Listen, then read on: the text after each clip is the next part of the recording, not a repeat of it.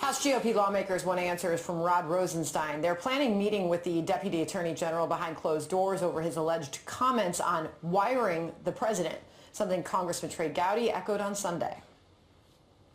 Rod deserves to be heard out, and I appreciate the president talking to him this week, and we're going to talk to him. I want to know what he said, then I want to know what he meant. I want to know whether anyone else was present for these meetings.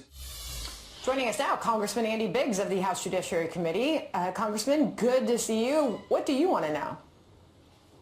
Well, I want to know the same thing. I mean, I'm kind of giving Mr. Rosenstein, at least on this particular issue, a little break because it was the Times that reported it and Andrew McCabe that supposedly was with him. But we need to know how serious this was, because this points to actually take over the American government. So if he meant it, and this is something he was poised to do, this is really problematic. Well, Rosenstein's denied it. He's denied it, but he's denied it in ways that are kind of ambiguous, and he's kind of said, well, we were just joking around. Others who were present reportedly have said that, no, he was dead serious. And so this is why we want Mr. Rosenstein to come in, so we can get him to tell us his side of the story. What do you think is going to come from this closed-door meeting?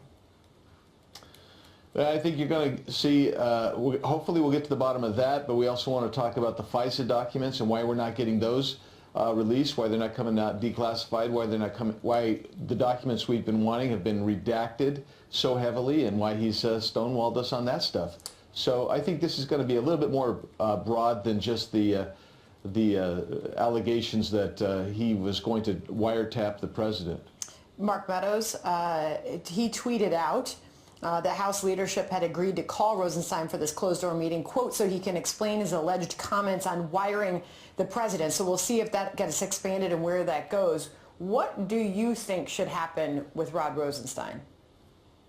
Well, I think he should resign. I think that I have felt that way for a number of months now, because everything from the fourth renewal of the FISA warrant that he signed all the way to his lax supervision of the Mueller investigation, the documents that he's not provided to us and have been obstructionist, I think it just indicates a pattern, and that's why this is so troubling, this latest allegation, is because it kind of fits into this pattern of him subverting the President Trump all the way from the time he was a candidate all the way to now.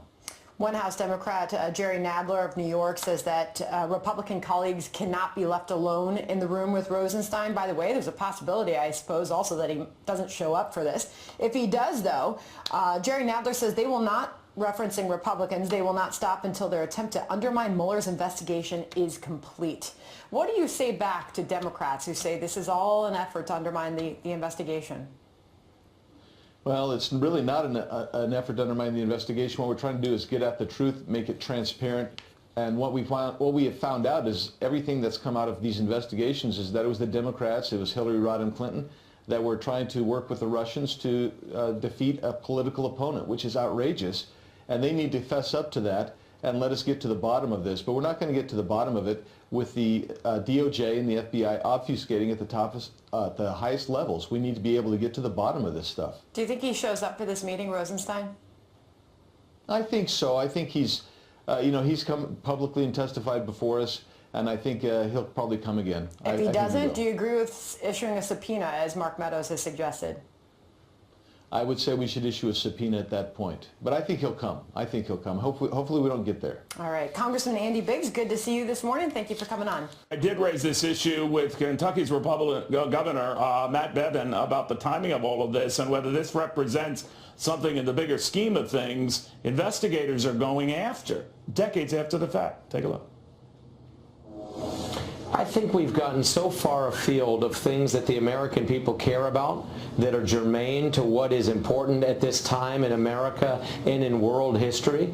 I think this is turning into nothing but a smear campaign by people who have not gotten over the fact that Hillary Clinton did not win. They were so sure she would. They had so banked on it. They had already begun to measure curtains for the respective offices they thought they would be in. And they are determined to destroy not only this president, but everybody associated with him by whatever means they can do it. And I think it's a shame. It's a black eye on America and on public discourse in general.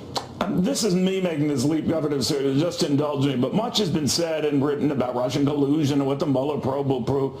Wouldn't it be a kick or maybe an odd twist on what the original goal was of this investigation, that it ends up having nothing to do with Russia, nothing to do with collusion, and everything to do with how the president conducted business when he was running a private company? But let me just say this. What is then the point of all this? Is the point to just keep going until you try to find something somewhere that you think you can hang a peg on? I mean, the reality is if there was indeed a special prosecution needed and a prosecutor needed, if in fact one was brought to bear, as has been the case, then shouldn't they stay inside the context of what it is they supposedly are investigating? Or is it that we, the American people, are going to spend millions, countless millions of dollars chasing any number of rabbit trails, trying to find something that somebody at the Washington Post or wherever thinks is sensational enough that we can waste more time talking about it? I'm just weary of it, I'll be honest. And so too are people in Kentucky. The people in the heart of America are fed up with this kind of nonsense. We love America. We appreciate this president, and we wish people would focus on what will make our lives better and the future for our children better instead of the rest of this rat race. You know, it's so ironic, too, to your point, Governor, and we've gotten into this before. You think about how the Clinton investigation started with him on his real estate deals and land acquisitions, and it ended up about an affair with an intern. Do you fear that whatever comes of this investigation, I have no idea, I'm sure you don't, that it veers wildly off course? I don't fear it. I see it. It's an actual reality. It already is wildly off course. I'm not sure that it ever knew what its course was. There's an old saying, you've heard it, so too have your viewers, without vision, the people will perish. Well, frankly, without any vision as to what was intended to be accomplished with this investigation, it was destined to perish from the very get-go, and that's exactly what it's been doing. It's floundering, trying to find some semblance of relevance for all the millions of dollars and countless hours that have been spent and the lives that have been dragged through the muck, and for what? For what, Neil? You know, that's a good segue into what's going on with Brett Kavanaugh right now. The president once again defending him, thinking that he should be approved to go on the nation's highest court, that the FBI investigation will work itself out. By Friday, we will have a number of people who have been witnesses and the rest. The biggest thing they seem to have early on, Governor, is that as a young man, Brett Kavanaugh liked to drink. Now, I know Democrats are saying, did he misrepresent how much he liked to drink and how trash, for want of a better word, he got when he did drink. But what do you think of this whole thing coming down to that? I think it's ludicrous. I think the mockery that the Senate has made not only of themselves but of this process, of the respect for the highest court in the land, for the methodology whereby people are vetted and brought forward, the fact that you used to have people like Ruth Bader Ginsburg getting 95 votes of affirmation because she was qualified, whether people liked her ideology or not, but you find somebody who is as equally or more qualified in his own right is being totally lambasted by people of a single party and trying to be propped up by others because everything turns into partisanship, and we've lost our way, and this is a black eye in a shameful period of time in American history. It really is. You know, Hillary Clinton was saying today, sir, that whatever you think of the allegations and his fondness of drinking whatever when he was a teenager, she was more disturbed by his temperament in last week's hearing. What did you make of that? I think she's been disturbed by many things. I mean, my gracious, of anybody that I could think of who would weigh in on someone's temperament, anybody who's spent any amount of time in her political circle over the last 30 years might have some thoughts on that as well. I would just say if you live in a glass house. All right, let's switch gears to the economy, something near and dear to you, and this trade accord with Canada.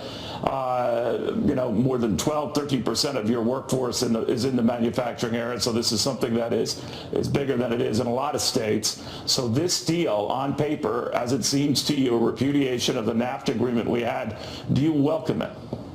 I do. I don't know that it's a repudiation of the NAFTA agreement that we had as much as it is a modernization of it, and this is what's been needed. There was nobody, both for or against, in any country, anywhere in the entire supply chain that did not believe we needed a modern 21st century of this agreement, and that's what we now have. The president had called it, as you know, Governor, a complete and total disaster. Did you share that view? Again, I am not going to speak for him. I don't even know exactly which parts of it, or maybe it was in fact all of it. I do agree that it could stand to be modernized. I don't believe that the best interests of American workers and manufacturers were always put forward in the original document, and I think we now have a better, more modern version of the very same thing in ways that will be good for both the United States and Canada and Mexico, and that's good. What do you think of the approach that he did take to get there, where he did use the threat of tariffs and trade sanctions and worse, oftentimes bad-mouthing the leader of the country involved, but then afterwards removing the threats and removing the tariffs, and then speaking in the case of the Canadian Prime Minister Trudeau very highly of them. Whatever it is, the strategy has worked in country after country, region after region, and now it's China. What do you think? It's highly effective. And I tell you this, people may like him, they may dislike him. They may like the methodology, they may hate the methodology, but the results speak for themselves, Neil. And this is a man who, as President of the United States, has been as effective at the negotiation table as any in our lifetimes, bar none. And I'll tell you this, I love winning, and it's a good time to be an American. Well, finally, sir, I know you've got to go, but your fellow Kentucky leader, Mitch McConnell, has said that he wants to get a vote going on Kavanaugh by the end of the week, maybe as soon as Friday. How do you think he has done shepherding this process? A lot of Democrats, he says, are moving the goalpost and constantly changing it. Signs of that today with Chuck Schumer saying there will want to be a briefing from the FBI to senators and a delay and an immediate vote, you say? This has been an absolute act of desperation, started by Feinstein, now being perpetuated by people like Schumer and all the rest of them in between. It's a charade. It is a stall tactic. It's an effort to try to push this into the election cycle itself, which we're already in the midst of, and to make it right up on top of Election Day. I think it's backfiring. I think the American people are fed up with it. With respect to Senator McConnell, I'm grateful for the fact that he's continuing as best he can to move this forward. I applaud him on that. It's like herding cats, and some of them are feral, frankly.